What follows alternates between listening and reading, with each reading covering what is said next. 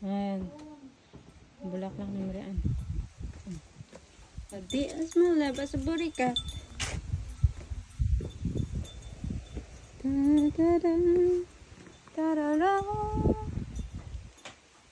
Manguha nga tayo ng apple. Manguha tayo ng apple, guys. Ang ganda ng bulaklak. May pink pala siya eh. Yung puti yung kinuha ko. Yeah. Kumina.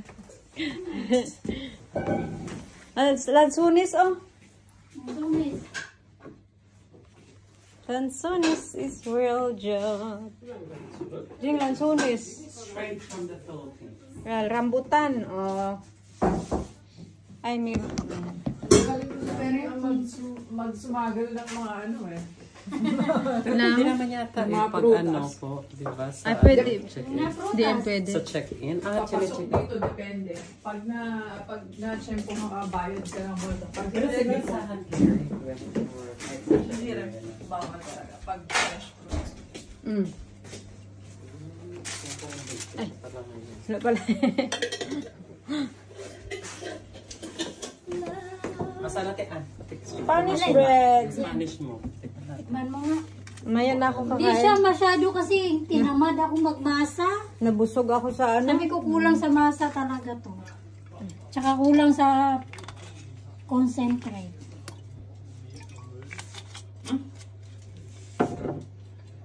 No? Matigas no yung ano niya.